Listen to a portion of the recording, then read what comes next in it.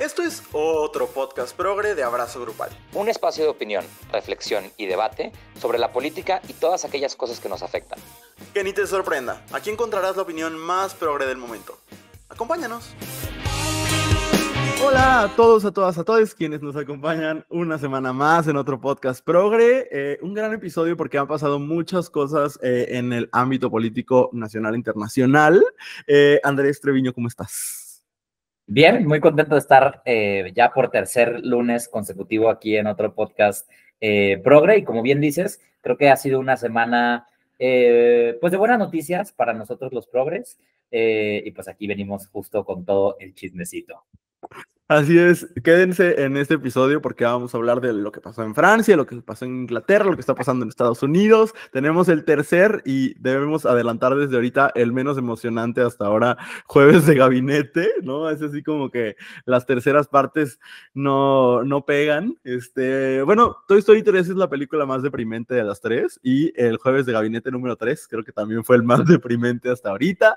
Y también vamos a hablar de todo el desmadre que trae la oposición o las distintas oposiciones en México. Así que va a estar bueno, pero vamos a empezar dando una vuelta al mundo en el que la derecha está perdiendo, aunque todavía hay riesgos importantes. Hablemos de qué ha pasado en la política internacional, Andrés. Bien, pues creo que, las elecciones en Francia tienen un montón de aspectos que vale la pena analizar. La gran buena noticia es que la Asociación Nacional, el partido de ultraderecha conservadora en Francia, que amenazaba con ganar las elecciones legislativas y por ende nombrar a quien ocupe la posición de primer ministro en Francia, no ganó, y no solo no ganó, sino se fue a tercer lugar. ¿Y cómo es que pasó esto? Algo que es bien interesante entender es que en Francia hay una segunda vuelta legislativa, eso es algo que en México no tenemos y que creo que valdría muchísimo la pena tener, que es que se hace una primera elección en la que compiten todos los partidos y después hace una segunda vuelta en la que solo van pues los que encabezan para definir y que quien resulte electo pues con un margen considerable de votación. En esta segunda vuelta legislativa, el gran ganador fue el nuevo Frente Popular. El nuevo Frente Popular es una agrupación de partidos de izquierda y socialdemócratas que se articularon hace apenas un mes que Macron anunció las elecciones legislativas. El sistema político francés es muy distinto al nuestro, pero en resumen, el presidente disolvió la asamblea, convocó a unas nuevas elecciones legislativas y para contener a la ultraderecha, partidos de extrema izquierda, principalmente la Francia insumisa, que encabeza este personaje de izquierda radical que se llama Mélenchon, y que ha generado mucha resistencia por un discurso pues, de izquierda muy radical. Por primera vez se le sumaron a la Francia insumisa pues otros partidos de izquierda, el Verde Ecologista, partidos socialdemócratas, que tienen posturas de izquierda, digamos, menos radicales, pero que hicieron en un tiempo récord un programa de gobierno y se presentaron a elecciones y resultaron vencedores, ¿no? No tienen mayoría calificada, eso hace un escenario en el que se tiene que hacer un gobierno de coalición, y entonces lo que va a pasar en las próximas semanas es muy interesante porque vemos que hay tres fuerzas políticas con un peso importante en la Cámara, ¿no? Este nuevo Frente Popular de izquierda que tiene sobre la mesa principalmente derogar la reforma de pensiones que se hizo hace unos meses y la reforma en migración. Hay un segundo bloque que es el del presidente Macron, que es de centro, y está la ultraderecha. Entonces, si bien parecería lógico, o todo esto, Macron ha intentado contener el triunfo de Le Pen, también Macron se ha pronunciado en contra del propio Mélenchon y ya ha declarado que no va a hacer gobierno con Mélenchon. Entonces veremos cómo se tejen las alianzas en esta nueva asamblea francesa para ver quién logra colocar a su primer ministro, ¿no? Si bien celebramos que la extrema derecha no ganó y que por el contrario se fue a tercer lugar, sí creo que es bien importante tener en perspectiva que esto no es necesariamente una derrota de la extrema derecha, que en la conformación pasada del Congreso tenía 89 diputaciones y que ahora casi duplicó a tener 143 escaños en la Asamblea Nacional. Entonces, muy probablemente, bueno, esto rumbo a las elecciones presidenciales de 2027, pues deja a Marine Le Pen como una candidata muy bien posicionada, muy sólida para ocupar la presidencia francesa, pero a lo menos pues es un respiro para los y les franceses de que pues estas reformas regresivas en derechos pues van a tener un terreno mucho más complicado en la próxima asamblea. Creo que lo que vimos fue algo que se había estado deseando mucho, que es esta articulación política en contra del fascismo, de los neofascismos, ¿no? Es extraño ver los contrastes en el panorama global en este momento, Andrés, porque apenas llevamos 3 lunes y hemos dado noticias muy distintas en cuanto a los triunfos y derrotas de las izquierdas, de las ultraderechas, etcétera. Y es bien interesante lo que dice del panorama político actual, que esta fuerza política que se llevó la mayoría en Francia ayer se haya articulado con tan poco tiempo de anticipación y que haya implicado, sí creo, pues el ceder un montón de egos, ¿no? Y de deseos de protagonismo, que no es necesariamente lo que estamos viendo en otras partes del mundo. Y creo que va a ser bien interesante seguir lo que sucede en Francia, cómo se va a gobernar, ¿no? Hay ciertos medios de centro derecha, como el New York Times, que hablan de un escenario de ingobernabilidad, ¿no? Mientras los medios más de izquierda hablan del triunfo de las izquierdas y de que se lograron articular e imponer, etcétera, pues la derecha o los medios occidentales, donde hay mucho dinero detrás, hablan de Francia se encuentra ante un escenario de ingobernabilidad. Entonces, pues habrá que ver cómo de esta alianza atípica, ahora se tienen que hacer otra especie de alianza atípica para poder gobernar Francia. Creo que eso va a ser interesante.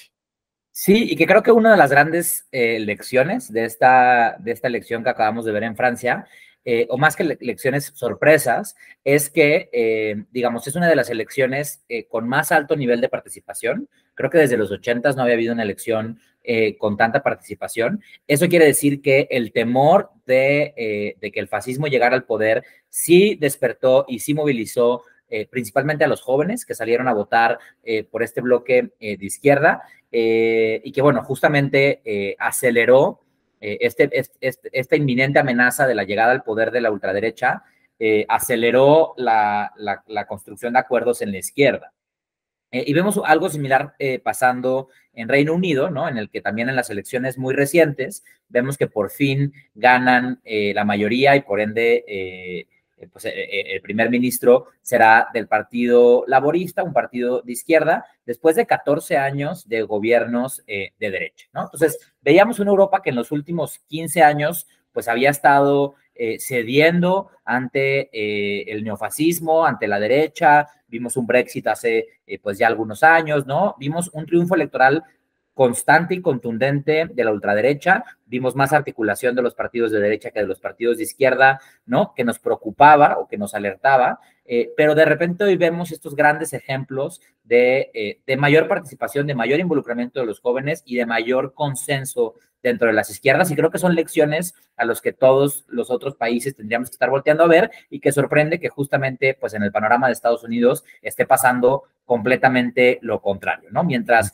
Francia nos da esta gran lección de ceder, dar un paso a un lado para contener a una derecha fascista, antiderechos, muy preocupante. Vemos que por el contrario, Biden, a pesar del rotundo fracaso que tuvo en el debate de la semana antepasada, que hizo que Trump despuntara en las encuestas y que hubiera pues un llamado de donadores, de legisladores, de medios de comunicación y en general de la opinión pública de que Biden debería hacerse a un lado y ceder el espacio de la candidatura a un perfil más joven, más articulado, y que además destacaron pues dos nombres de mucho peso, que fue Michelle Obama y Kamala Harris. Ambas fueron ya pues encaradas a Trump en encuestas de opinión, y salen mucho mejor posicionadas que el propio Biden, y que justamente pues estas encuestas detonaron ahí en redes sociales un montón de reacciones que nos haría pensar que una candidatura de Kamala o que una candidatura de la propia Michelle Obama pudieran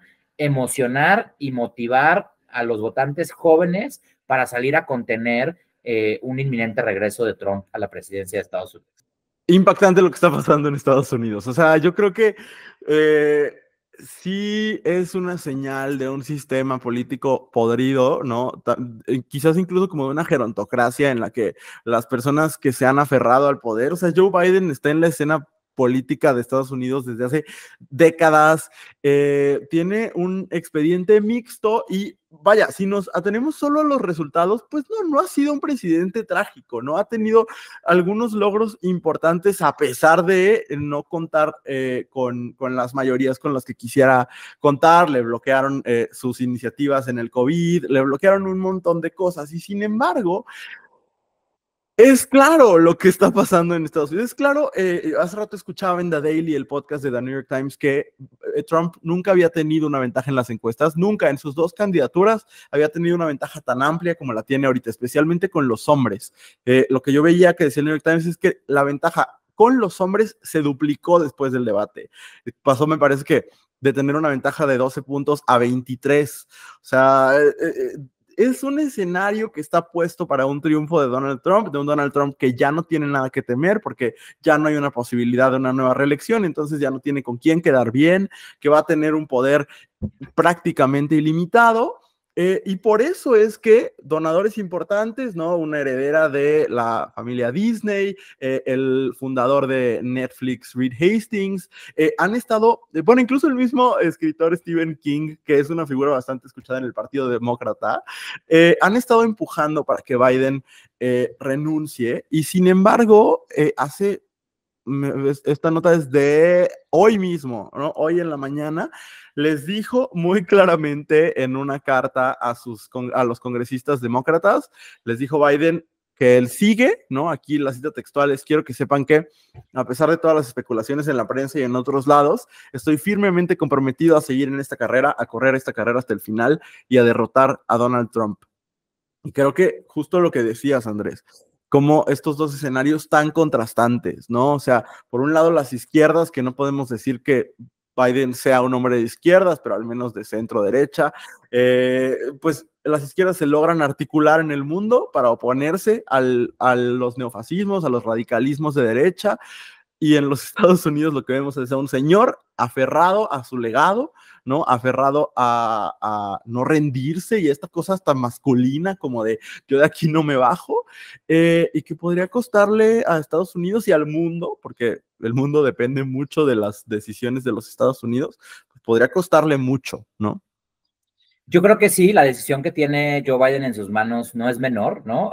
Si él se monta en su macho, como decimos acá, que es prácticamente lo que está haciendo, y decide aún ser el candidato, o se está llevando entre las patas, pues la posibilidad de toda una generación de construir un proyecto, pues de derechos y de otra naturaleza en Estados Unidos, ¿no? Por aferrarse, yo creo que esta persecución que él tiene un legado trascendental, ¿no? Joe Biden es una figura política que, como dices, tiene pues 30 años o más en la escena política estadounidense, pero que siempre fue el segundo lugar, ¿no? O sea, nunca ha sido el gran protagonista de la historia. Yo creo que haber sido vicepresidente de una figura tan brillante como lo fue Obama en su momento de gloria, pues puede ser que le haya generado ahí muchas secuelas, que hoy creo que sería muy doloroso para Joe Biden personalmente ceder su espacio para Michelle Obama, ¿no? Yo no veo que en un escenario donde Biden renuncie a su candidatura, él permita que sea Michelle Obama la candidata, porque creo que siempre ha estado a la sombra de los Obama, ¿no? Y que él lo que está buscando más allá de pues el bien común y la libertad para todos y estos principios estadounidenses, pues está buscando su gran espacio en la historia y desde una postura pues machista, ¿no? Y del poder tradicional, pues no ve lo heroico que sería renunciar a esa candidatura y ceder el espacio a que una mujer u otro perfil pudiera encabezar el gobierno de Estados Unidos. Sí, ahí también habría que ver, porque coincido con lo que dices, pero yo agregaría algo. Tampoco veo a Michelle Obama llevándole la contraria a Joe Biden. O sea, creo que solamente si él se lo pidiera bajo ciertas circunstancias, ella lo contemplaría, pero creo que los Obama han sido bastante fieles a su amistad de años con Joe Biden, que fue pues el vicepresidente de Barack Obama durante sus 2 términos. Y lo mismo pasa con Kamala Harris, ¿no? A fin de cuentas es la vicepresidenta actual, y no se ve la posibilidad de que ella vaya a llevar la contraria y decir, no, yo quiero ser la candidata. Hay por otro lado dos nombres, ¿no? El de Gavin Newsom, por ejemplo, que es el gobernador de California y que sale bastante bien posicionado en las encuestas, también porque Newsom es pues bastante joven, es blanco, sabemos que en los Estados Unidos hay un asunto de racismo pues bastante latente, que aparte Donald Trump ha sabido pues tristemente capitalizar muy bien, y es uno de los nombres que más suenan en este momento, el de Gavin Newsom, un político de centro, ¿no? Un político de ideas un poco más modernas que las de Biden, pero tampoco es un Bernie Sanders o una Alexandria Ocasio-Cortez. Y Gretchen Whitmer, que es la gobernadora de Michigan, es otro de los nombres que más suenan, pero ninguno de los dos, por lo que yo alcanzo a ver, se va a atrever a llevarle la contraria a quien hoy es el candidato o el virtual candidato de los demócratas. Y pues creo que lo más probable es que no pase nada, a menos que quizás haya un segundo desastre que baje aún más la candidatura de Biden. Y también esa es la otra posibilidad, antes que Biden renuncie después de la convención, o sea, después de ser nombrado candidato, ante un pues posible segundo desastre, ¿no? O sea, que haya un segundo debate donde le vaya aún peor, o que se le vaya la onda a medio meeting o alguna de esas cosas, pues a lo mejor eso provocaría. Yo creo que sí es una posibilidad muy alta, ¿no? Que haya pues una segunda crisis como la que implicó este debate. Pero bueno, a partir de este momento, mientras más se tarde Biden y el Partido Demócrata en tomar esta decisión, más difícil va a ser poder levantar una candidatura que sea competitiva frente a la ventaja que ya tiene Donald Trump.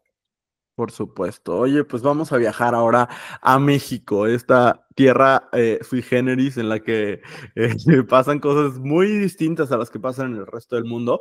Tuvimos ya el tercer jueves de Gabinete, un programa que con cada emisión se vuelve menos emocionante, que aparte tiene la conductora más desangelada del mundo, porque Claudia se para así con muy poca emoción a decir estoy emocionadísima, pero presentó esta vez solo 4 perfiles, ya no 6, ha ido disminuyendo. Yo no sé si este jueves ya nada más nos van a tocar 2 o si se va a suspender la temporada, no sabemos, pero por lo pronto, yo lo que quisiera decir es, desde el principio, la pregunta ha sido qué tanto el gobierno de Claudia Sheinbaum va a hacer una continuación del gobierno de López Obrador, ¿no? Se hablaba mucho, el eslogan de Claudia era continuidad, bueno, había varios eslogans, ¿no? Pero uno de ellos era continuidad con sello propio. Y creo que las revelaciones del gabinete han sido, pues, justamente una discusión entre qué tanto es continuidad y qué tanto es el sello propio, ¿no? Vimos el sello propio en perfiles científicos muy claros, David Kersenovich en salud la semana pasada, bueno, la semana antepasada, Rosaura Ruiz en la nueva Secretaría de Ciencias, etcétera, ¿no? Como todos estos perfiles, incluso el mismo Marcelo Ebrard en economía. Esta vez creo que vemos la continuidad en por lo menos 3 de los 4 perfiles nombrados. Voy a hacer lo que ya es mi trabajo cada semana, que es nombrar a los 4 perfiles.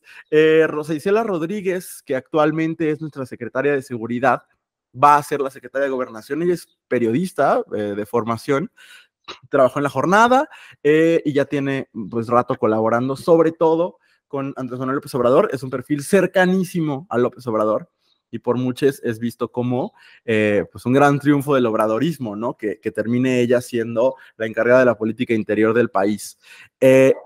Lo más esperado de la historia, Omar García Harfuch es el nuevo secretario de Seguridad y Protección Ciudadana, y a pesar de que era muy esperado, Andrés, se habló mucho de que este no es un perfil muy bien visto para el presidente, no es su gente, ¿no? Es gente de Claudia. Y yo escuchaba a Denise Merker, que es colaboradora en el noticiero de Enrique Acevedo, que le decía, bueno, Claudia priorizó la seguridad, ¿no? O sea, a lo mejor se dio otros perfiles, ¿no? Permitió que el obradorismo se le impusiera en perfiles como Rosa Isela, pero se aferró a tener de secretario de seguridad a quien fuera su secretario de seguridad en la Ciudad de México, Omar García Harfuch, aunque habrá que decir, y ahorita tú nos comentarás lo que ves, pero habrá que decir que pues es una secretaría un poco sin dientes, ¿no? Un poco deslactosada en el sentido de que se habla de una de las primeras cosas que se hará en la siguiente legislatura es cambiar el mando de la Guardia Nacional, que actualmente está en la Secretaría de Seguridad, a la Secretaría de la Defensa Nacional. Entonces, pues al parecer es un puesto más enfocado a la inteligencia. Luego está Mario Delgado. Voy a dejar a Mario Delgado al final, porque primero me parece el tema más discutible, ¿no? Algo súper esperado es que Ariadna Montiel, que es actualmente secretaria del Bienestar, va a seguir siendo secretaria del Bienestar. Creo que es claro, ¿no? Si algo fue un éxito rotundo en la administración de López Obrador, fue la implementación de los programas sociales, ¿no? Entonces, pues, fue alguien que se supo mover muy bien, que ha sabido manejar ese tema de manera ejemplar, y pues ahí estará otra vez. Y Mario Delgado, actual presidente de Morena, será el secretario de Educación Pública. Habrá que decir que Mario Delgado fue secretario de Educación de Marcelo Ebrard. Eh, Fuera de eso, su experiencia en educación es bastante limitada y da una señal de que el acercamiento de Claudia Sheinbaum a la educación pues va a ser mucho más político que técnico, ¿no? Más que pensar en profundizar y nutrir la nueva escuela mexicana, creo que hay una cuestión como de querer pues calmar a los sindicatos y específicamente a la CENTE, ¿no? A la coordinadora. Y pues bueno, Andrés, estos son los 4 nuevos perfiles en el gabinete, ¿cómo lo ves? De acuerdo contigo que es la versión más aburrida del jueves de gabinete, pocas sorpresas. Definitivamente, para cerrar el tema con Ariadna Montiel, me parece que, por ejemplo, CEDESO, la Secretaría de Desarrollo Social, lo que hoy es Bienestar, por muchos años fue una de las posiciones de antesala a la candidatura presidencial, digamos, siempre se usó los programas sociales, la distribución de beneficios económicos que da el gobierno a través de diferentes programas, siempre tuvo un uso muy político y creo que se le ha cuestionado o la oposición le ha tirado siempre mucho a la 4T de hacer un uso clientelar de los programas sociales y me parece que contrarresta mucho esta narrativa el hecho de que alguien con tan bajo perfil, ¿no? Sea quien coordina esta política y que vaya a continuar, ¿no? Me parece un acierto. Vemos que los programas sociales sí han logrado sacar a ciertos millones de mexicanos de la pobreza. Puede haber muchas cosas que cuestionemos de la visión social de la 4T o de la política social de la 4T, pero sin duda creo que la continuidad de un perfil de esta naturaleza es un acierto, en contraste a lo que vemos en educación, que después de algunos, bueno, pues más bien vemos que hay como un regreso a la tradición priista de que la educación es política más que técnica, y vemos pues a un perfil que tiene ya varios años al frente de Morena, ¿no? Que ha pues construido, tejido, roto y todo tipo de acuerdos políticos a todos los niveles, ¿no? Pues lo vemos ahora encabezar con toda esta experiencia, ¿no? Pues la Secretaría de Educación Pública. Eso nos dice que la prioridad en educación tiene que ver con hacer política, ¿no? Con generar consensos, rearticular a los sindicatos como un brazo político del gobierno, más allá de que pues veamos una innovación pues en lo que llaman la nueva escuela mexicana. El tema de Harfuch, si bien la Secretaría de Seguridad en teoría pues es menos sólida porque pues compite o bueno, cede facultades a la Guardia Nacional, sí vemos que se va a ir robusteciendo pues con la unidad de inteligencia financiera y con otras cosas, entonces sí, coincido contigo que el puesto de Harfuch está muy pensado en inteligencia, definitivamente pues la seguridad es uno de los grandes retos que tiene Claudia Sheinbaum o quien sea que llegue a gobernar México, pero bueno, pues sí creo que la gran sorpresa o el gran tema de este jueves de gabinete es Mario Delgado, ¿no? Sí, y Andrés, muy tristes porque el compañero Noroña, una vez más, no tiene ningún espacio en el gabinete. Creo que ya no hay así como que muchas posibilidades. Y yo diría como varias cosas. O sea, la primera, pues sí sorprende, a pesar de que ya se pronosticaba mucho Rosa Isela Rodríguez en la Secretaría de Gobernación, porque no sé si difieras, pero así como que digas qué extraordinaria está la seguridad en el país como para que ella sea la secretaria premiada, ¿no? Porque la Segov, a fin de cuentas, pues es un puesto fundamental en el Poder Ejecutivo. Pero bueno, definitivamente la cercanía con López Obrador da una señal de cosas. A mí sí me preocupa muchísimo Mario Delgado, me parece un político extraordinario, o sea, entregó excelentes resultados, pero pues sí creo que otro de las grandes deudas de la Cuarta Transformación es la educación. Y aparte creo, a mí me tocó estar en una escuela justamente cuando empezaron a llegar los primeros materiales de la nueva escuela mexicana, me tocó recibir algunas capacitaciones y sí creo que todavía hay muchas cosas que afinar. A mí hay cosas de la nueva escuela mexicana que me gustan bastante, otras que no. Y pues creo que un perfil técnico sería interesante, ¿no? Ya veremos en su equipo, ¿no? En las subsecretarías, en el equipo de la SEP, a lo mejor habrá quien ayude a implementar la nueva escuela mexicana de manera técnica. Algo que me parece interesante es que vemos nombres que estuvieron muy cercanos a Claudia Sheinbaum en la campaña, a los que no les ha tocado nada. Y que yo me pregunto dónde están, ¿no? ¿Dónde está Javier Corral? ¿Dónde está Luisa María Alcalde, nuestra actual secretaria de Gobernación? ¿Volverá a la Secretaría del Trabajo? ¿Dónde está Citlali Hernández? Que en estos dos nombres, últimos nombres que dije, creo que ahí debe estar la nueva presidenta de Morena, ¿no? O sea, la nueva dirigente nacional de Morena. Yo sí creo que está entre Luisa María Alcalde y Citlali Hernández. Pero me pregunto también dónde está Tatiana Cloutier, Altagracia Gómez, ¿no? Renata Turrent, Pedro Kumamoto, estos nombres que pareciera que algo esperaban al unirse a la campaña de Claudia Sheinbaum, que fueron muy militantes y que ahorita pues no hay hueso alguno que les haya tocado. No sé cómo veas estos. Una reflexión que hacían en Así las Cosas hoy en la mañana y que me hace mucho sentido, decían, bueno, claro, el presidente logra imponer a Rosa Isela en la Secretaría de Gobernación, ¿no? Ahí vemos de alguna forma como esta garantía de continuidad del sello obradorista dentro de la 4T, pero lo que decían es, bueno, esto nos dice que muy probablemente la Secretaría de Gobernación no va a ser el brazo fuerte de diálogo político de la presidenta. Entonces decían, pongamos mucha atención en quién va a ocupar la coordinación de asesores, quién va a ser quien tenga la titularidad de la oficina de la presidencia, porque muy probablemente esos van a ser los perfiles que tengan el diálogo de alto perfil, de alto nivel de presidencia con sus bancadas en el Congreso, en el Senado, con el Poder Judicial ahora que sea electo por voto popular de mayoría morenista, digamos, ¿no? Aún hay esas ausencias de quiénes van a ser las piezas claves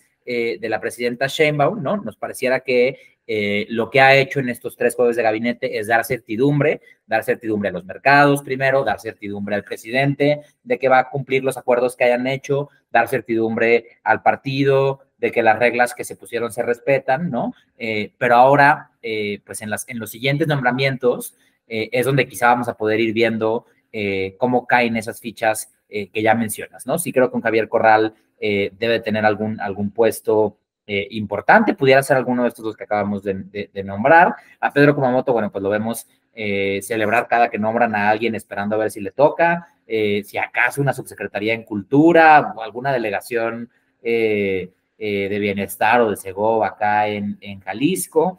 En fin, digo, creo que hemos visto en estas entregas de jueves de gabinete a una presidenta hacer política, ¿no? Tejer acuerdos, dar certidumbre, comprarse margen de acción, y aún estamos pues pendientes y ansiosas de ver dónde queda ese sello propio del que nos habló en la campaña.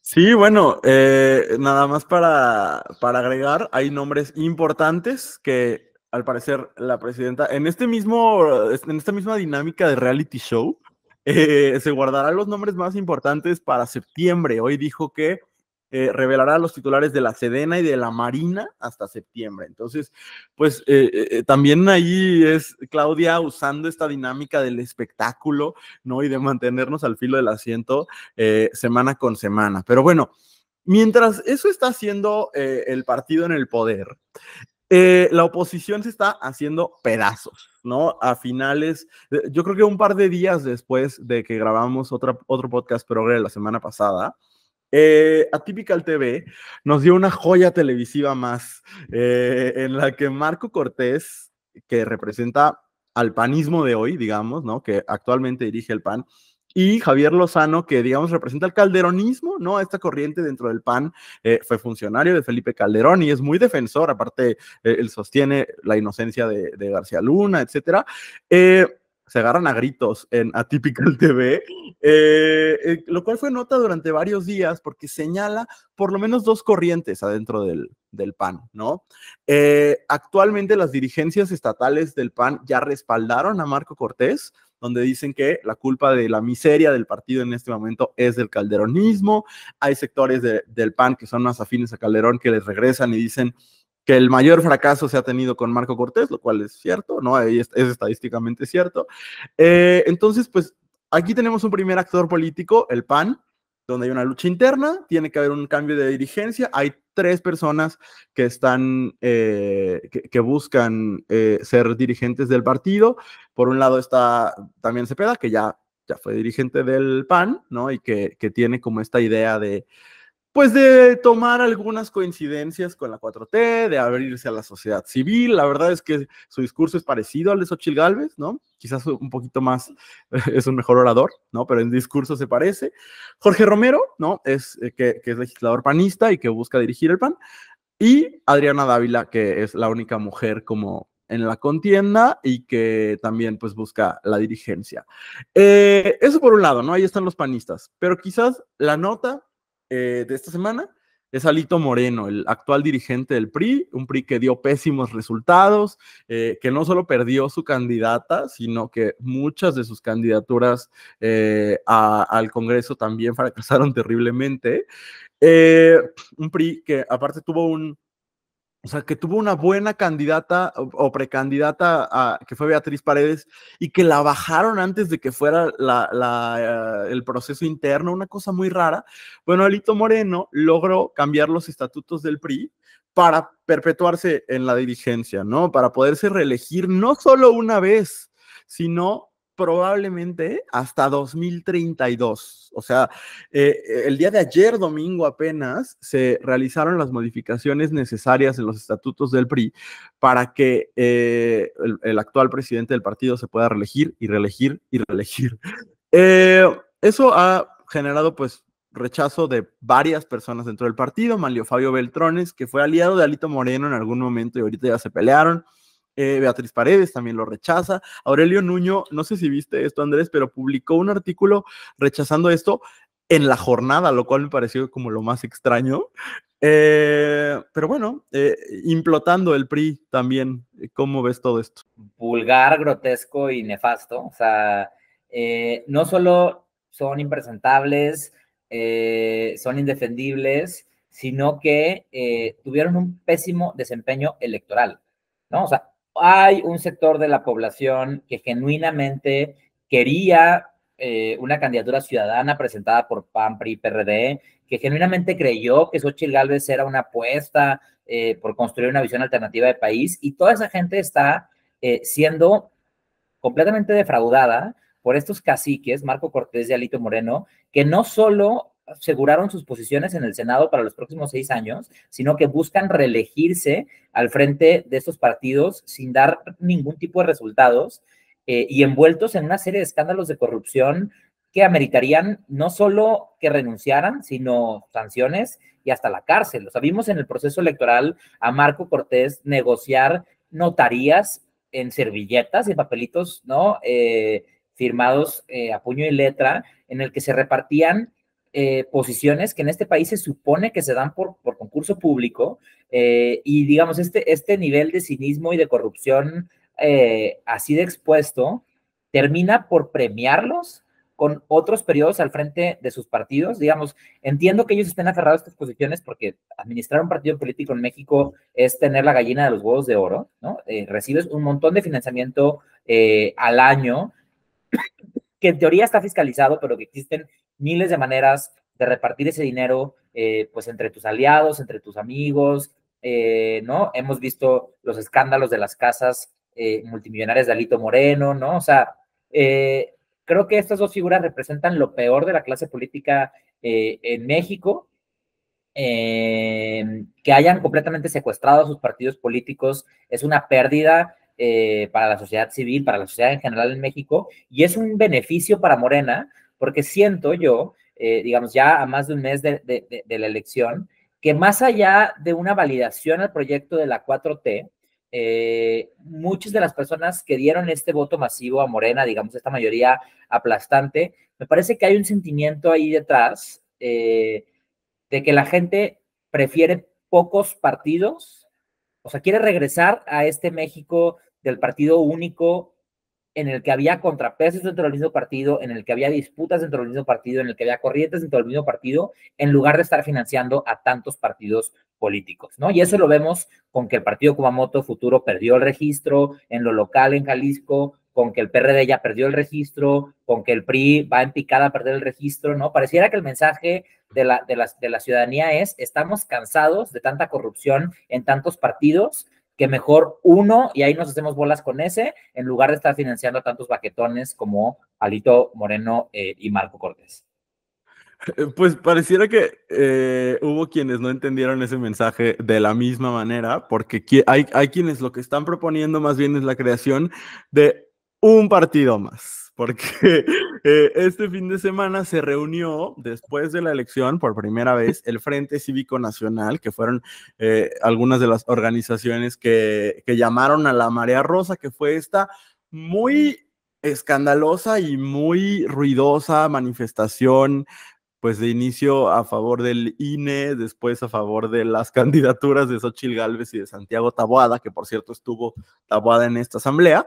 Se juntaron, la imagen que ponen en la jornada es bastante deprimente, era un auditorio, pues no estaba ni a la mitad, ¿no? Yo no diría tampoco que la asistencia es insignificante, pero sí hubo más o menos 1,600 personas asistiendo a este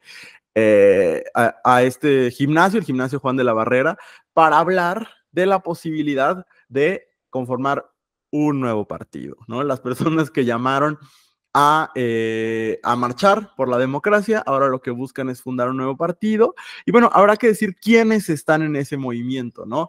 Está Guadalupe Acosta Naranjo, que fue una figura, pues, ciertamente relevante, ¿no? En el pasado, y que estuvo muy involucrado en la campaña de Xóchitl Gálvez, y estuvieron también Emilio Álvarez y Casa, que fue perredista, ahora se llama a sí mismo independiente, y Gustavo Madero, senador del PAN.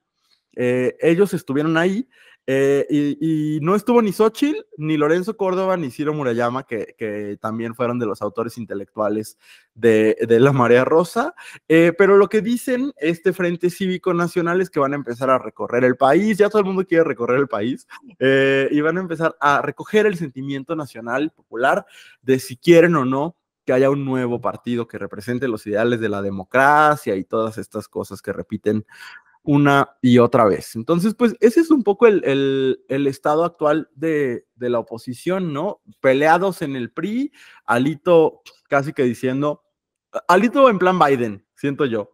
O sea, si caemos, caemos conmigo dirigiendo este barco, ¿no? Xóchitl anda dando las gracias por todos lados y que gracias por apoyarme y los quiero mucho y no sé qué. Vino a León, le fue bien en León y un poco yendo como a los pocos lugares donde tuvo un apoyo importante. Los panistas peleados, sin saber muy bien cómo van a elegir a su próximo dirigente, y el Frente Cívico buscando articularse como partido, pero pues ciertamente con muy poco apoyo. Yo solo, antes de pasarte la palabra, lo último que diría es, pues también, si ven, hay un documental que me parece que hizo Luis Mandoki sobre la segunda elección de López Obrador, la de 2012, en el que hay imágenes muy fuertes de López Obrador hablando frente a auditorios prácticamente vacíos, ¿no? Hablándole a 2, 3 personas con Jesús Ramírez Cuevas ahí cargándole el neceser. Así empiezan los movimientos políticos, ¿no? También no diría que esto que está haciendo el Frente Cívico es necesariamente insignificante. Hoy en día es muy chiquito, podría crecer. ¿Cómo ves a la oposición, aparte de lo miserable que ya nos decías? O sea, yo creo que independientemente o en contraste a lo que decía hace rato, sí, el surgimiento de un nuevo partido es una alternativa interesante en México, ¿no? Analizando, ya hablábamos hace rato de Francia como ejemplo, ¿no? Pues vemos que Macron llegó a la presidencia en 2017 con un partido nuevo, el partido que en ese momento se llamaba En Marcha.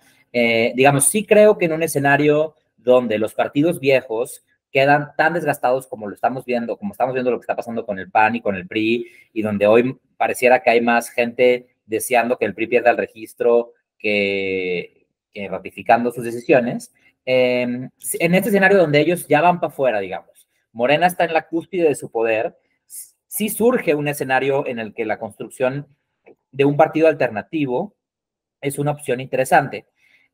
Yo cuestionaría si este partido se tiene que hacer en la Narvarte, ¿no? O sea, todos los perfiles que me mencionas son perfiles de trayectoria chilanga, de muchísimos años en la vida pública, que se han sentado a negociar con todos, que ya hicieron el Frente Ciudadano por México en 2018, encabezado por Anaya, la Fuerza y Corazón por México ahora con Xóchitl, digamos, este nuevo frente, este frente cívico del que va a emanar este nuevo partido, es el proyecto político que ya 2 veces perdió la presidencia, ¿no? No sé si ellos tienen un emplazamiento público a formar un nuevo partido. No sé si tienen sobre sus manos pues un deseo popular de que ellos encabecen nada, ni siquiera su presidencia de colonia, ¿no? O sea, tuvieron la posibilidad de construir la candidatura de Xóchitl Gálvez, no lo lograron. Me parece que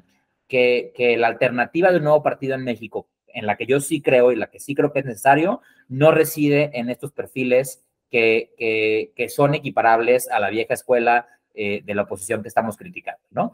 A mí me gustaría ver a personas como Patricia Mercado, en su momento lo pensé de un Marcelo Ebrard, ¿no? Pero ya vemos que no es el caso. Hablarnos Se acomodó muy rico. Sí, como dicen, los güeros siempre caen parados, entonces él supo caer parado en la 4T. Pero digamos, sí creo que la conversación de un nuevo partido sería interesante. No sé si estas personas, si estos señores de cafés del sur de la Ciudad de México representen lo que la mayoría del país necesita o ve en este momento. Defendiendo la democracia desde su tierra Garat más cercano. Sí, tienes toda la razón. Oye, tenemos un segmento increíble a continuación. Entonces, antes de cerrar las noticias del día, traemos cada uno nuestra buena noticia. ¿Nos compartes tu buena noticia, Andrés? Mi nueva noticia es una noticia en proceso. Todavía no podemos cantar victoria, pero me da mucho gusto ver que por segunda elección consecutiva, el ex arzobispo Sandoval Íñiguez, que es una de las personas que más vocal ha sido en contra de los derechos LGBT, él es el que dice que se está promoviendo la homosexualidad, etcétera, etcétera. Vemos que muy probablemente pueda ser sancionado por violar el principio de laicidad, es decir, la separación de iglesia-estado. Recordemos que en 2021 él subió un video a sus redes sociales pidiendo no votar por Morena, y eso hizo que se anulara la elección de Tlaquepaque, el municipio donde él vive, y se tuvo que volver a hacer la elección municipal de Tlaquepaque en 2021, y vemos que otra vez en 2024 subió videos llamando a votar en contra de quienes tienen hoy el poder.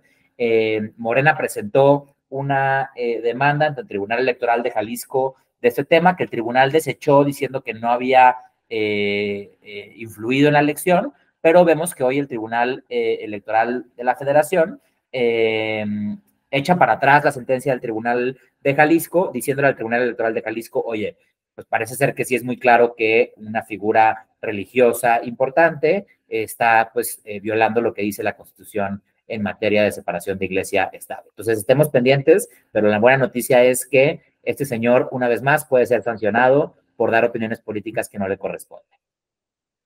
Ay, pues me encantaría ver que no fuera el único, porque creo que está perfectamente documentado como hubo bastantes ministros religiosos de diferentes iglesias que intervinieron desde este pánico moral de nos van a hacer gays a todos y va a haber abortos gratis en el IMSS Bienestar, donde no hay ni medicinas, pero va a haber abortos gratis. Creo que habría que sancionar a muchas de esas personas que infringieron el Estado laico, pero bueno, pues eso creo que es una buena señal, le iremos dando seguimiento, perdón, a este caso. Y algo que más que buenas noticias es gente horrible a la que le fue mal esta semana, lo cual siempre es una buena noticia. Iba a venir a León donde yo vivo, el Temach, este creador de contenido sobre masculinidad y que te enseña a ser un macho alfa y esas cosas, y se le canceló, se le canceló la presentación, el comunicado del Instituto Cultural de León y el gobierno municipal, dice: ante las inconformidades fundamentadas que mostró la ciudadanía, escuchamos y analizamos la situación y es como llegamos a esta decisión. Bueno, ya que se les van a regresar el dinero a quienes hayan adquirido. Yo creo que está bien porque pues es un predio que le pertenece al municipio y por lo tanto estaría utilizando pues instalaciones que nos pertenecen a todos quienes pagamos impuestos en esta ciudad para promover un discurso de odio, ¿no? Pero me fascinó la manera en que sus seguidores se manifestaron, no sé si lo viste, haciendo lagartijas, Andrés, haciendo lagartijas de manera masiva, mal, pero las hicieron. Sí vi, fatal esta escena ahí de las lagartijas frente a la fiesta americana, pero digo, me parece fabuloso que se haya puesto en marcha este nuevo reglamento que hay en el municipio de León, que es uno de los reglamentos más innovadores en todo el país en contra de los discursos de odio, porque es un reglamento que prohíbe que en espacios del ayuntamiento se lleven a cabo eventos que promueven discursos de odio o que atentan contra los derechos de otras personas. Y esto en un municipio panista. Ojo, no es un reglamento que propuso la alcaldesa ni el PAN, sino que es un reglamento que perfiles como Juan Pablo Delgado y la Güera Limón, perfiles abiertamente LGBT que están haciendo política, lograron incidir en la emisión de este reglamento justo a partir de que iba a haber una conferencia, creo que de Agustín Laje o de uno de estos personajes en el Poliforum de León. Entonces sí, cuando nos digan que el ayuntamiento no puede hacer nada porque la libertad de expresión es sagrada, pues ya tenemos precedentes muy importantes como este reglamento de León que nos dan estas fabulosas imágenes de la cancelación de este evento del Temach en León y que creo que además este fin de semana también se canceló el monólogo de ellos prefieren a las cabronas. O es ellas lo mismo, no, es lo mismo. así se llama su show. Su show se llama ellas prefieren a los cabrones. Una cosa así. Sí. En el de Manuel Doblado, ya. Ay, aparte no tienen su dinero, si les sobra, pueden hacer un bonito donativo a otro podcast progre para comprarnos más equipo técnico y le van a dar un mejor uso. Andrés, este está siendo mi episodio favorito hasta ahora y solamente va a mejorar, porque la semana pasada ya empezamos a hablar de las reformas constitucionales que propone Morena y hay una experta más que se va a unir a esta discusión. Está con nosotros Carla Escoffier, ya tenemos grabada la entrevista, así que les puedo decir que es una entrevista extraordinaria. Andrés, ¿te parece si vamos a escuchar lo que nos dice Andrés? Lo que nos dice Carla, tanto de la reforma al Infonavit como la reforma al Poder Judicial? Vamos a escuchar a Carla, que yo y me imagino que todos aquí somos muy fans de ella. Andrés, pues llegó nuestro momento favorito del episodio y aparte yo pedí presentar a nuestra invitada esta vez porque es de mis personas favoritas del internet, me encanta, es el único contenido que consumo casi religiosamente y aparte comparto con mis familiares así como si fuera una estafa piramidal de que compártelo con otros tres. Estoy muy feliz de que esté con nosotros Carla Escoffier, ella es abogada, hace contenido extraordinario y aparte es maestra como yo en una universidad, entonces eso también me emociona. Carla, ¿cómo estás? Muy bien, ¿y ustedes? Como que aguantando la humedad y siento que estoy todo brilloso, pero en general bien. No, te ves bien, te ves bastante bien, no te preocupes por eso. Muchas gracias por invitarme al podcast y para platicar con ustedes. No, muchas gracias a ti por acompañarnos aquí en otro podcast progre. Yo como Luis también estoy pues muy contento de que estés acá. También siempre veo tu contenido y lo comparto. Soy abogado como tú y además me encanta que siempre que hablas de la Facultad de Derecho dices que amas trabajar ahí, ¿no? A veces hay pocas maestras de Derecho que son tan comprometidas en un mundo tan nefasto. Entonces, bueno, nos encanta que tu voz esté por acá. Y queríamos platicar contigo de varias cosas. De entrada, pues tú eres especialista, entre otras cosas, sobre el derecho a la vivienda. Y es un tema que en los últimos días ha estado vigente en la agenda pública, no solo porque el Sindicato de Trabajadores del Infonavit rompió la bandera en el mes del orgullo, sino porque, pues, por ejemplo, estos días se llevó a cabo el Foro de Vivienda Justa, Prosperidad Compartida, y en X, antes Twitter, hubo de repente algunas opiniones que parecía de personas extranjeras que venían a México y les parecía que estábamos en un paraíso izquierdista de garantía del derecho a la vivienda. Y entonces nos gustaría que nos platiques, antes de entrar concretamente en otros detalles, contrario quizá a esta idea, ¿no?, que se transmitió estos días en el Internet, que nos des un poco un panorama sobre cuál es la realidad del derecho o del acceso al derecho a la vivienda en México. Bueno, así resumiéndolo muy rápidamente, en México tenemos una crisis de vivienda. Evidentemente, en varios países del mundo hay actualmente una crisis de vivienda o hay problemas relacionados con la vivienda. Es verdad que esos problemas también los vemos en Alemania, los vemos en Francia, en Inglaterra, pero no al mismo nivel que en México por varias razones. Una de ellas, y es la principal, creo, es que llevamos cerca de 50 años con una política de vivienda deficiente. De hecho, realmente en México no tenemos una política de vivienda, sino una política inmobiliaria. ¿Qué quiere decir esto? Que las alternativas y opciones se piensan para el desarrollador inmobiliario, ¿no? O sea, ¿cómo voy a hacer que el desarrollador pueda tener, pues, digamos, un proyecto, cómo desarrollar la industria inmobiliaria, cómo mover, digamos, toda esta economía de la construcción o de la venta de inmuebles y tangencialmente como efecto secundario, pues que gente pueda adquirir una vivienda, ¿no? Y eso lo que ha generado, pues es lo que ya sabemos y que quienes nos escuchan, pues sabrán que, pues lo habrán visto en sus ciudades probablemente, que es, se produce vivienda no tanto como la que se debería, pero la que se produce normalmente es para ciertos estratos socioeconómicos, sigue siendo inaccesible y eso es justamente porque el centro de las políticas públicas normalmente es el sector inmobiliario y no las personas. Básicamente. Ante este panorama, como que pues hace clic como que haya quien proponga un cambio en la política de vivienda del país. Y se ha hablado mucho del llamado Plan C, y dentro de ese Plan C, que son estas iniciativas de reforma que presentó el presidente en febrero y que se han ido pues vendiendo poco a poco, y que la idea es ahora sí que vayan todas juntas, hay una iniciativa de reforma en materia de vivienda. Pues tú eres experta en este tema, entonces me gustaría saber primero, ¿qué es lo que se propone y si consideras que esta propuesta responde o no a las necesidades del país en este tema? Bueno, de entrada, a ver, siempre hagas lo que hagas, proponga lo que propongas en temas de vivienda, va a ser insuficiente. O sea, no hay forma de proponer algo que sea la panacea y que se resuelva todo, ¿no? O sea, entonces partamos del hecho de que todo lo que se proponga es incompleto si no se acompaña a otras cosas más, ¿no? Entonces, pero eso no quiere decir que no se hagan las cosas, ¿no? Sino que necesitamos hacer varias cosas a la vez de manera coordinada. En ese sentido, hay que entender que esta iniciativa de reforma no es realmente una iniciativa de reforma en materia de vivienda, sino en materia del Infonavit. El Infonavit, como ustedes saben, es una institución destinada a trabajadores en la economía formal a que puedan tener un crédito accesible para comprar una vivienda, ¿no? O sea, no es de entrada, si no estás en la economía formal, si eres freelance, perdón, etcétera, no tienes Infonavit. Entonces, pues no te abarca, ¿no? En ese sentido. Y lo que se busca con esta iniciativa es que el Infonavit ya no solo dé créditos, sino que pueda tener inmuebles, pueda tener viviendas que ponga en renta a los trabajadores que no tienen dinero suficiente o puntos suficientes o antigüedad suficiente para comprar una vivienda de una vez, ¿no? Hay gente que tiene Infonavit, pero no lo utiliza pues porque no le va a dar el crédito para comprar algo con los precios que hay o todavía no tiene el dinero, etcétera, ¿no? Entonces, lo que ocurre es que es dinero que se queda ya sentado, porque recordemos que el Infonavit se hace con una aportación de los trabajadores en gran medida, ¿no? Es decir, hay dinero de los trabajadores en la cuenta del Infonavit. Entonces, lo que busca esta iniciativa es decir, oye, pues vamos a dar la opción de te rento un lugar, ¿no?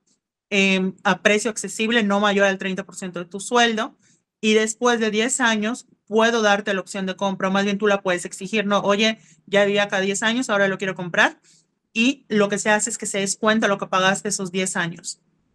De alguna manera, pues digamos, insisto, es una cosa muy limitada, muy específica. Creo que es en la dirección correcta, creo que es positiva esa iniciativa. De todas las que conforman el plan C, hay unas que no me gustan para nada, otras que me gustan, otras que me gustan como a ti dices, o más bien habría que estudiar, otras que desconozco el tema, entonces no opino y no me meto ni nada.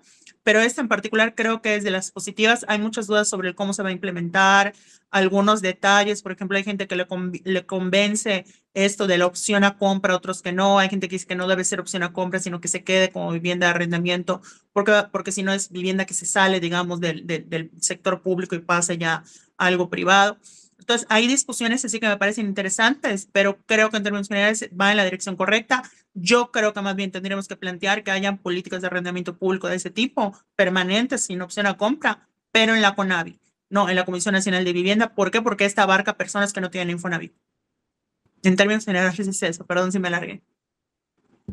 No, no, al contrario, nos ayudas a tener mucho más claridad, porque justo este plan C, que es muy controversial, ¿no? Como dices, hay reformas que no son tan positivas, ¿no? Me gusta que podamos identificar que particularmente esta reforma al Infonavit, con sus limitantes, ¿no? Es algo que se tiene que hacer, pero como bien lo planteabas, ¿no? Si bien la reforma al Infonavit solo abarca un sector de la población, que es los trabajadores formales, para ti, si habláramos de una reforma en materia de vivienda, ¿qué se tendría que considerar? ¿No? A grandes rasgos, ¿no?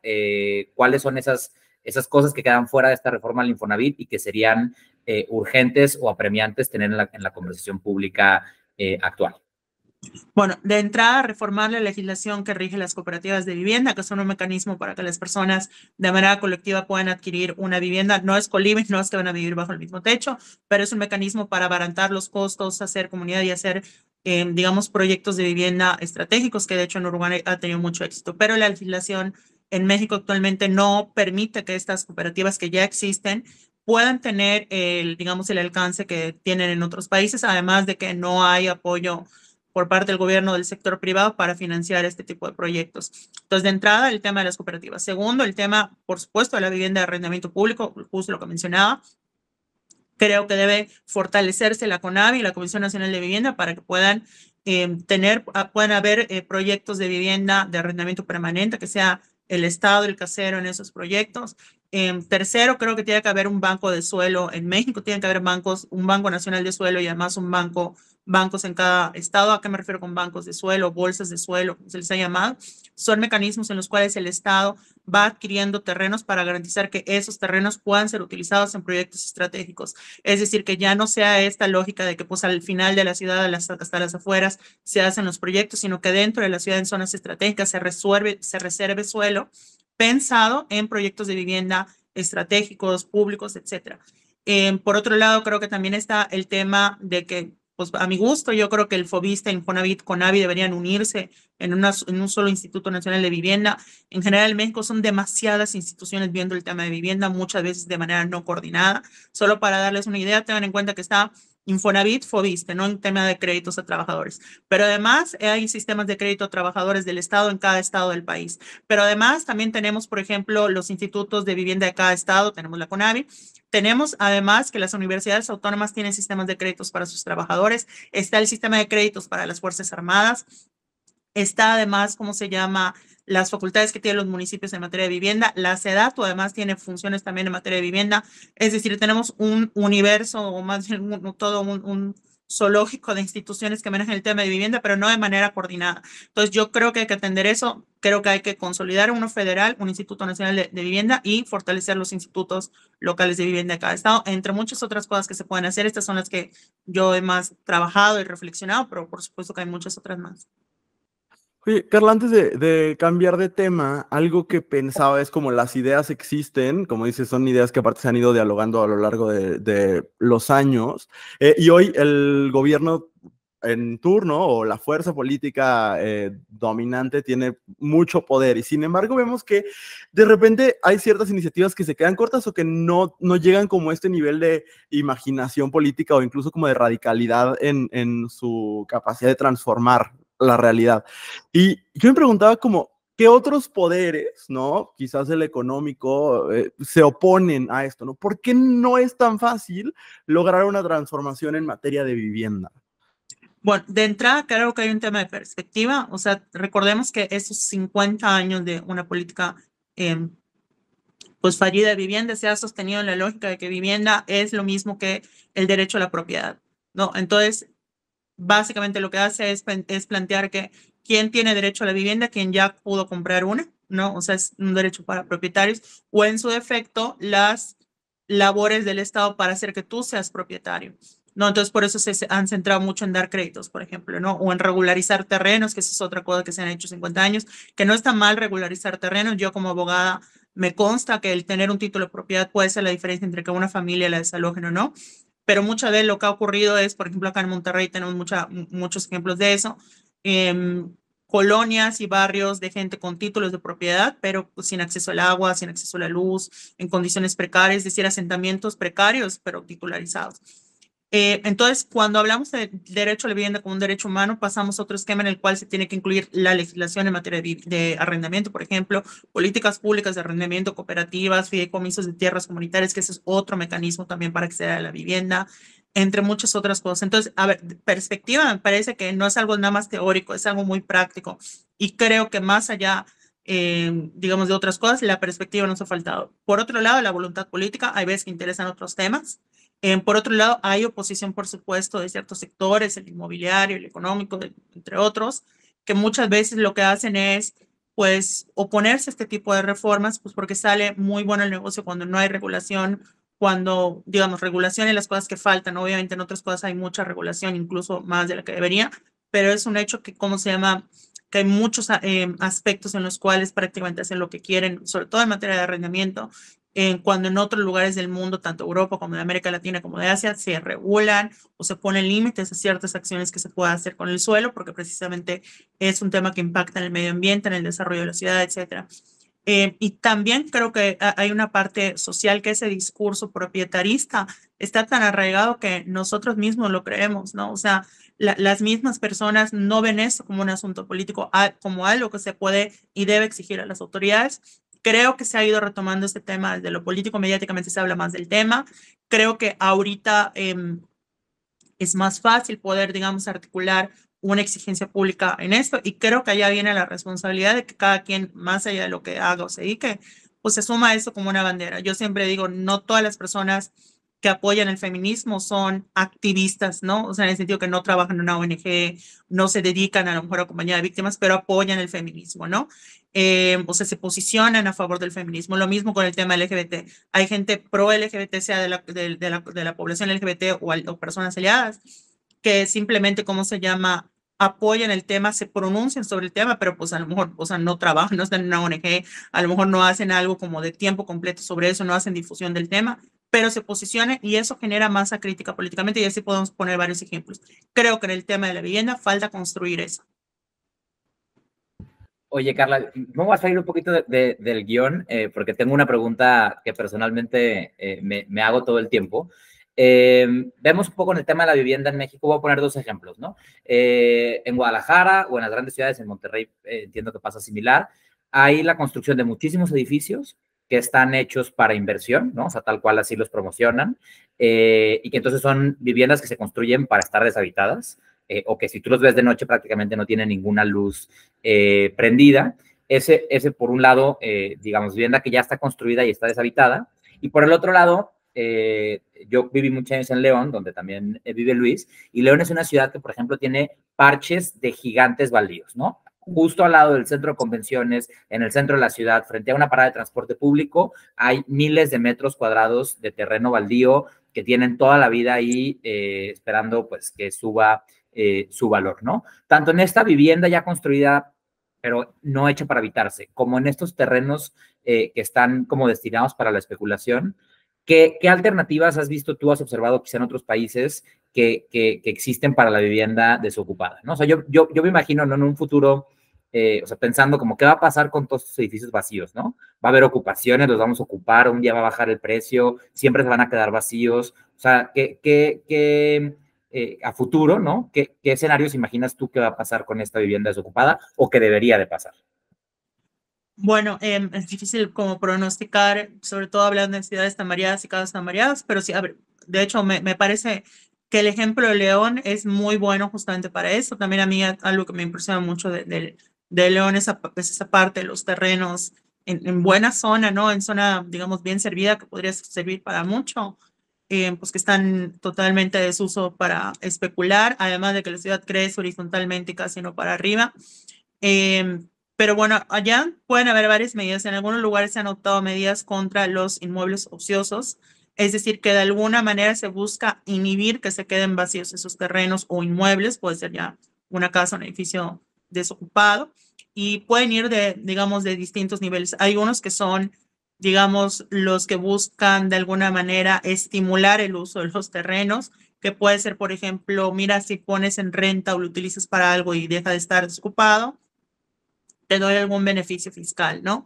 Digamos que ese es como por un lado un extremo, el otro extremo es la sanción a este tipo de inmuebles, ¿no? Que puede ser digamos, con impuestos, con multas, con algún tipo de medida, pero yo lo que sí creo es que a futuro, si queremos sobrevivir como especie, se tiene que poner un límite al uso del suelo, ¿no? Porque al final del día el suelo, el espacio es como el agua, es un recurso que se tiene que cuidar para poder sobrevivir. No me parece justificado que una persona pueda tener en propiedad tantos terrenos, tantas hectáreas, sobre todo que no va a usar, ¿no? O sea, si me dices a mí, yo creo que debiera haber algo así como un máximo de 5 casas por persona, por así decirlo. Y sé que esa propuesta generaría mucho rechazo y mucho espanto para mucha gente. Y al mismo tiempo te pones a pensar, oye, 5 casas es demasiado. O sea, ¿quién quiere o quién necesita más de 5 casas? Yo puedo entender, no sé, que tienes una casa y heredas otra porque la abuelita falleció, lo que sea, o alguna situación, que es más, hasta una de descanso para que te puedas ir a la playa, lo que sea. Algunas situaciones sí, pero 5 ya es exceso. Y eso lo digo porque en España se planteó que a partir de 5 viviendas, las personas sean consideradas como grandes propietarios. Se buscó hacer un esquema de diferenciación entre pequeños y grandes propietarios y los partidos de derecha en España se pusieron diciendo que eso era comunista, bla, bla, y se quedó el parámetro a 10. O sea, una persona con 10 viviendas en España es un pequeño propietario. A partir de 10 para arriba es un gran propietario.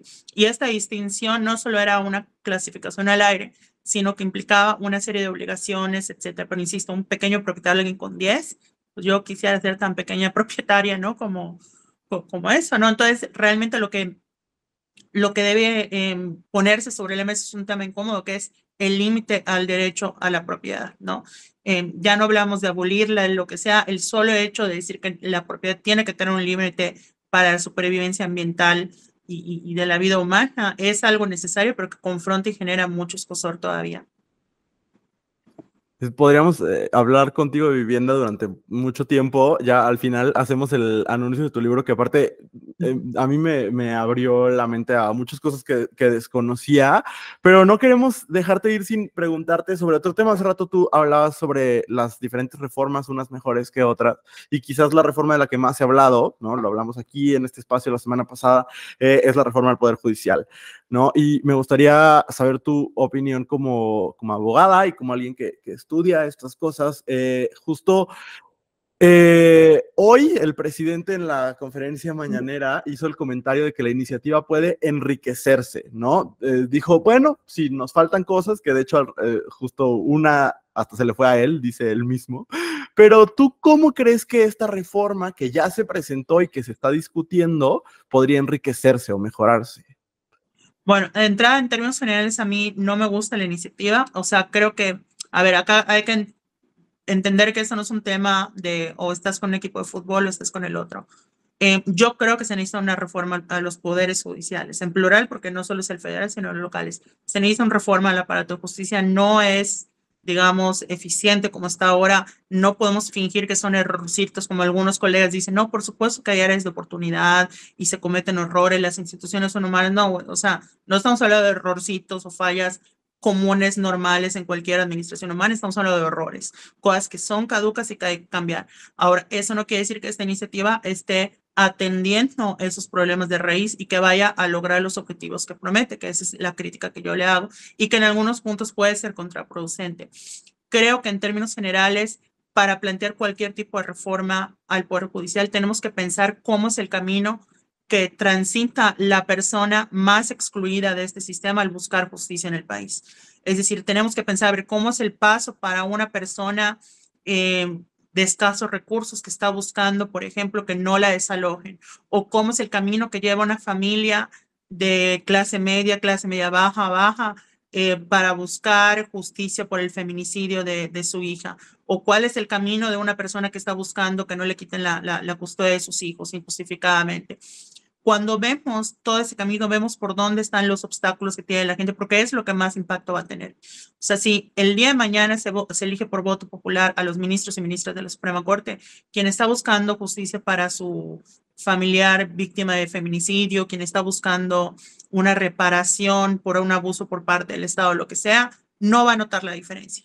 Empezado porque la mayoría de los juicios del país se dan en la justicia local, no en el Poder Judicial Federal. Según el CIDE, hay un estudio de hace unos años, de hecho antes del sexenio de López Obrador y todo este debate, que planteaba que el 80% de los juicios en el país se cerraban, se terminaban en la justicia local.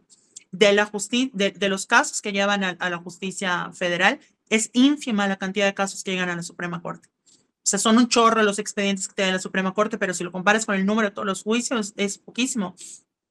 Entonces, que sea una discusión que empiece discutida en la Suprema Corte, me parece que es empezar con el pie izquierdo. Entonces, yo preguntaría eso, ¿cuál es el camino que tiene una persona excluida por el sistema tratando de defenderse, buscar justicia? Y de allá me pensaría justamente algunos puntos que creo que aparecerían en ese análisis. Uno, el tema de las defensorías públicas. En este país puede defenderse quien puede pagar.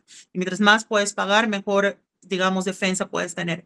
Entonces, ¿qué es lo que ocurre? Que tanto a nivel federal como local hay defensorías públicas, abogados gratuitos que da el Estado, pero muchas veces los requisitos para ocupar estos cargos son bajísimos. O sea, llega gente que no está capacitada o que si está capacitada, tiene una carga sobrehumana de expedientes que nadie puede llevar, digamos, con debida diligencia. No, entonces hay una saturación, demasiados casos, muy pocos abogados de oficio, y pues evidentemente esto hace que sea una opción inviable muchas veces con honrosas excepciones. Por otro lado, tenemos el tema de las fiscalías. Muchos de los errores de la Administración de Justicia están en las fiscalías. Eso creo que ya se ha comentado bastante en medios, pero debería apuntarse a más.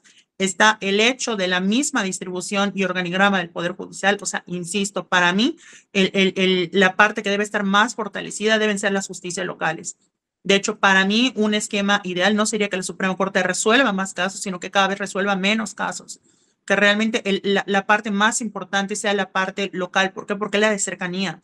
Y de hecho, incluso hablando de escrutinio público popular, justamente que sea la justicia local hace que justamente la gente pueda tener un mayor escrutinio frente a los jueces de su comunidad, frente a los tribunales de sus estados.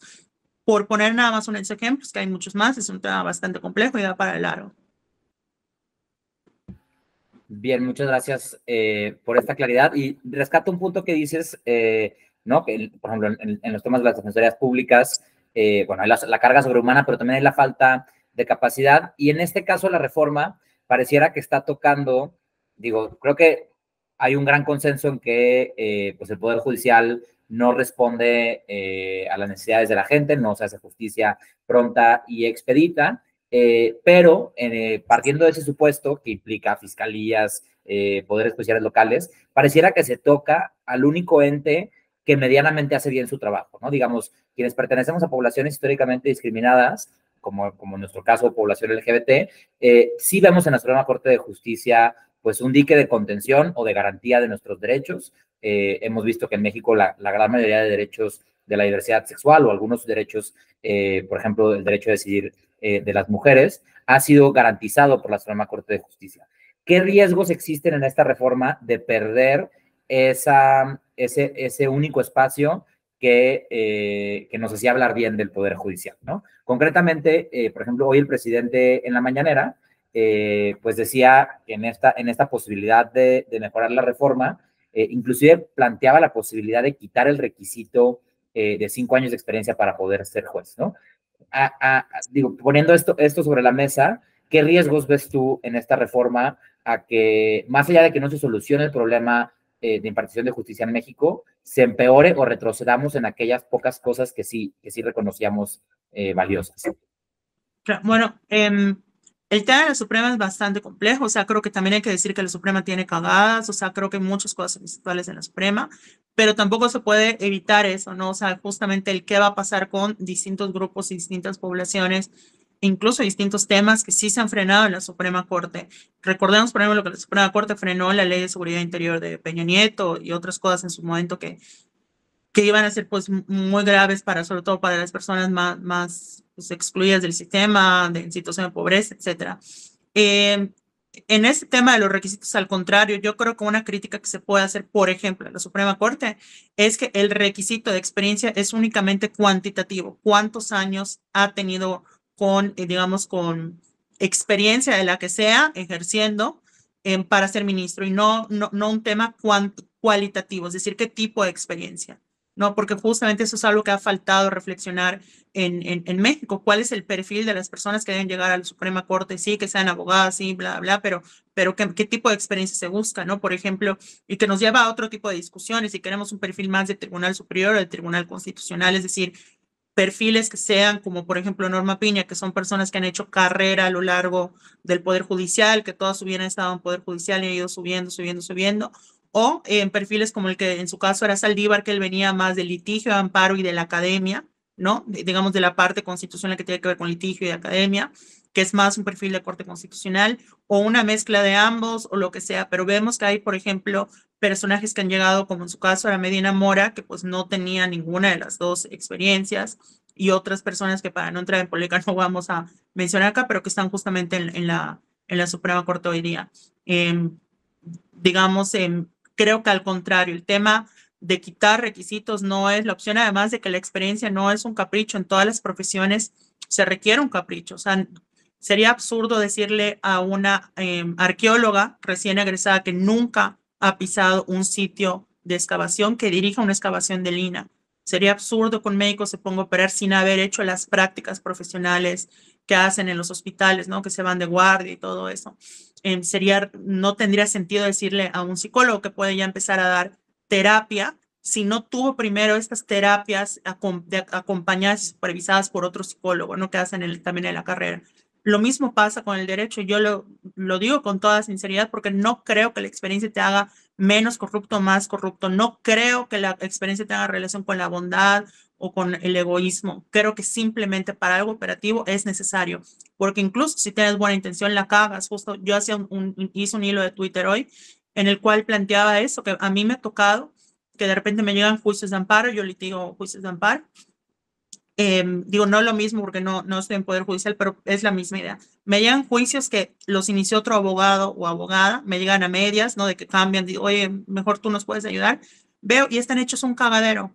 ¿Por qué? A veces porque son abogados corruptos que quieren bajar dinero, pero muchas veces eran abogados con buena intención que no les cobraron, o sea, que dijeron, no, yo te apoyo, pero que no le tiran amparo, que no saben del tema y hacen porquerías con una buena intención. O sea, demandas mal planteadas, sin pruebas o con pruebas que nada que ver, demandan a la autoridad que no es, litigan como si fuera la materia que llevan cuando no son las mismas reglas. Y eso me hace pensar, o sea, a ver, claro que la experiencia funciona. O sea, porque creo que la honestidad viene acompañada de poder autocontenerte, decir, no tengo la experiencia, entonces la mejor manera de ayudarte es no ayudándote, canalizándote a otra persona. ¿Cómo aplica esta discusión de los operadores de justicia? Lo mismo, o sea, realmente es un tema de que para poder tener, digamos, ejercer esa bondad, esa honestidad, necesitas experiencia. ¿Por qué? Porque no es nada fácil trabajar en un juzgado. O sea, trabajar en un juzgado implica conocer operativamente un juzgado, no solo el caso ya es desde manejar software que es para archivar y todo, hacer estadística judicial, el saber cómo moverte al interior de los pasillos, cuál es el protocolo de primero qué tipo de asuntos se atienden o no, cómo priorizar la carga de trabajo, bla, bla, bla, bla, bla, bla. Y pues todo eso se ve con la experiencia en juzgados. Entonces a mí me parece que al contrario, tendríamos que exigir más requisitos, que no solo sea una experiencia de cuántos años llevas titulado, sino de qué tipo de experiencia tienes. O sea, al contrario, yo le pondría más. Ya iba a acabar la entrevista, pero es que escuché una voz en mi cabeza, la voz que cada vez que subimos contenidos al respecto nos dicen esto. Pero el pueblo lo votó, ¿no? O sea, mayoritariamente todo el mundo, a pesar de que la encuesta que publicó Morena, la misma que publicaron ellos, dice que más de la mitad no sabía que esta iniciativa de reforma existía, ¿no? Pero ¿qué respondes tú cuando la respuesta es, pues, pero mayoritariamente eso decidimos como país? Sí, que el pueblo lo votó, pero me parece que no es un cheque en blanco, sino que debiera ser, digamos, el pueblo lo votó y por lo tanto tiene que responder a ese pueblo, no a esas personas que tienen derecho a exigir un mayor nivel en los argumentos y que sean eficientes las alternativas que dan. Es decir, como decía, el problema de la iniciativa es que hace un diagnóstico que en términos generales lo puedo compartir, de que hay muchos problemas en el Poder Judicial, que tiene que cambiar, etcétera, pero después los planteamientos que hacen no cumplen con la promesa que hacen. Es decir, no basta con que una iniciativa apunte a resolver un problema, sino que tiene efectivamente que solucionarlo. Claro. Volvemos al ejemplo este de lo que no está en la iniciativa como tal, como tú mencionas, es lo que se mencionó en la mañanera, pero es eso, que apunta a corregir un problema, pero ya que lo analizas no tiene un nexo causal, sino que el camino debiera ser otro. Entonces, creo que al contrario, precisamente como está respaldado por un voto popular, tiene que responder a eso y eso le exige que todas las decisiones o todas las propuestas que se hagan realmente estén fundamentadas y que realmente cumplan con los compromisos para los cuales se le votó, no en el caso del Obrador o de la próxima administración. Entonces, me parece que eso no es, digamos, suficiente. Además de que al poder siempre se le cuestiona. O sea, Claro. Personalmente, yo que desde mis posturas, pues creo que en el Estado debería existir. La realidad es que siempre tenemos que cuestionar al poder y eso es válido porque es poder.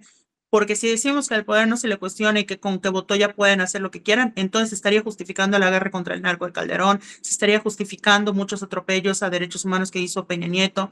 ¿Qué va a pasar el día de mañana que llegue un Trump o un Milei a México al poder? O sea, bajo ese argumento, no, es que la gente lo votó, entonces todo está justificado, no hay nada más que decir y somos un pueblo pasivo que se vota y luego nos quedamos 6 años nada más a ver lo que ocurre, ¿no? Y además me parece que si hay un proyecto político, hay la capacidad de argumentar y de sostener las posturas, porque si no, no hay proyecto político. Un proyecto político implica un convencimiento respecto a una situación de la realidad, implica todo un marco teórico de cómo abordarla y cómo encontrar los caminos y soluciones correctas para salir de los problemas que acontecen, por así decirlo, y que por lo tanto se pueden explicar y que por lo tanto pueden ser argumentados, pueden ser defendidos más allá de, es que el pueblo lo votó, porque eso el pueblo lo votó, es igual que cuando los abogadetes dicen, es que la ley lo dice así, es que sí lo dice la ley. No, güey, argumenta, porque si no es una mera, digamos, reiteración del ejercicio de la fuerza. No es un proyecto político porque no tiene esa argumentación. Perfecto, pues así cerramos. Carla, de verdad, muchísimas gracias por acompañarnos y me gustaría que nos dijeras dónde te podemos escuchar, ver, leer, etcétera. Bueno, pues estoy en Instagram, estoy en TikTok, estoy en Facebook, estoy en YouTube y estoy en Twitter. Por el momento, si no es que me vuelvo a salir de Twitter, en todas estoy como Carla Escoffier, @Carla Escoffier.